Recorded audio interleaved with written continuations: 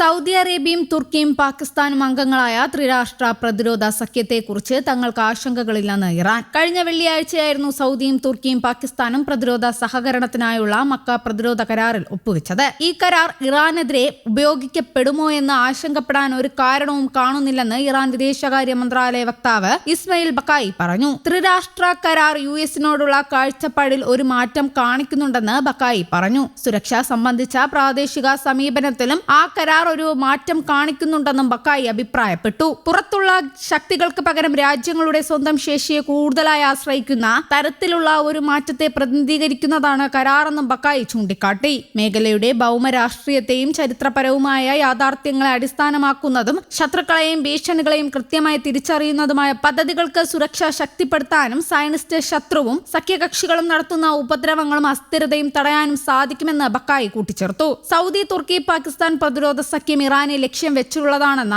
തരത്തിൽ വിശകലനങ്ങൾ പുറത്തു വരുന്നതിനിടെയാണ് ബക്കായുടെ പ്രതികരണം. സൗദി അറേബ്യയും ഇറാനും തമ്മിലുള്ള മോശം ബന്ധം ചൂണ്ടിക്കാട്ടിയാണ് ഇത്തരം വിശകലനങ്ങൾ ഉയർന്നു വന്നത്. പശ്ചിമേഷ്യയിൽ US ഇറാൻ സംഘർഷത്തിൽ US സഖ്യകക്ഷിയാണ് സൗദി കിരീടാവകാശി മുഹമ്മദ് ബിൻ സൽമാനും തുർക്കി പ്രസിഡന്റ് റസബ് തയ്യിബ് എർദോഗനും പാകിസ്ഥാൻ പ്രധാനമന്ത്രി ഷഹബാസ് ഷെരീഫുമാണ് കഴിഞ്ഞ വെള്ളിയാഴ്ച മക്ക പ്രതിരോധ കരാറിൽ ഒപ്പുവെച്ചത്. 3 രാജ്യങ്ങളിൽ ആർക്കെങ്കിലും എതിരെ ആക്രമണമുണ്ടായാൽ അത് 3 രാജ്യങ്ങൾക്കുമെതിരായ ആക്രമണമായി കണക്കാക്കുമെന്നും കരാറിൽ പറയുന്നു. എല്ലാത്തര ആക്രമണങ്ങൾക്കുമെതിരെ കൂട്ടായ പ്രതിരോധം ശക്തിപ്പെടുത്തുക എന്നതാണ് കരാർ ലക്ഷ്യമിടുന്നത്. കൂടാതെ 3 രാജ്യങ്ങളിൽ ഏതെങ്കിലും ഒന്നിനെതിരെ നടത്തുന്ന സായുധ ആക്രമണം അവയ്ക്കെല്ലാം എതിരായ ആക്രമണമായി കണക്കാക്കണമെന്ന് വ്യവസ്ഥ ചെയ്യുന്നു. കരാർ സംബന്ധിച്ച സംയുക്ത പ്രസ്താവനയിൽ പറയുന്നു. അടുത്തിടെ 13 രാജ്യങ്ങളുമായി ചേർന്ന് സൗദി നാവിക പ്രതിരോധ സഖ്യം രൂപീകരിച്ചിരുന്നു. ഇതിന് പിന്നാലെയാണ് ത്രിരാഷ്ട്ര പ്രതിരോധ സഖ്യത്തിനായി കരാറിലെത്തിയത്.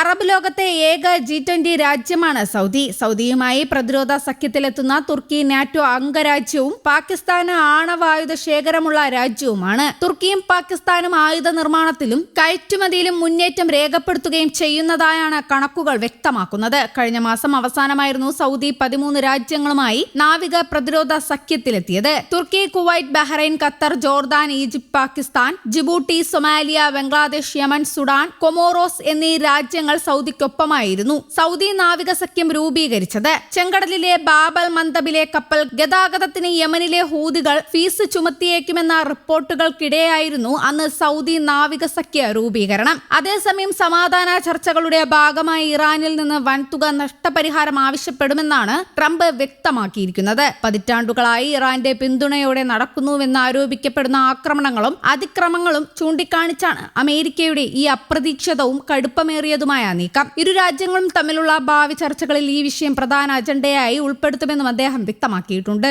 അമേരിക്ക ഇസ്രായേൽ സൈനിക നടപടികളെ തുടർന്ന് ഇറാനിലുണ്ടായ നാശനഷ്ടങ്ങൾക്ക് അമേരിക്ക നഷ്ടപരിഹാരം നൽകണമെന്ന് ഇസ്ലാമിക് റിപ്പബ്ലിക് പ്രതിനിധികൾ നേരത്തെ ആവശ്യപ്പെട്ടിരുന്നു. ഇതിനുള്ള മറുപടിയായാണ് ട്രംപിന്റെ പുതിയ പ്രഖ്യാപനം വന്നിരിക്കുന്നത്. കഴിഞ്ഞ 50 വർഷത്തിനിടെ ഇറാൻ കൊന്നൊടുക്കിയ ലക്ഷക്കണക്കിന് നിരപരാധികളായ പ്രതിഷേധക്കാരുടെ കുടുംബങ്ങൾക്കും ഇറാൻ നഷ്ടപരിഹാരം നൽകണമെന്ന് അദ്ദേഹം ആവശ്യപ്പെട്ടു. മാത്രമല്ല, കഴിഞ്ഞ 5 മാസത്തിനിടെ മാത്രം 52,000 പേർക്ക് ജീവൻ നഷ്ടപ്പെട്ടുവെന്നും ട്രംപ് തന്റെ പോസ്റ്റിൽ അവകാശപ്പെടുന്നുണ്ട്. മിഡിൽ ഈസ്റ്റിലെ സമാധാന ചർച്ചകളെ പൂർണ്ണമായും മാറ്റിമറിക്കാൻ പോകുന്നതാണ് അമേരിക്കയുടെ ഈ പുതിയ നിലപാട്.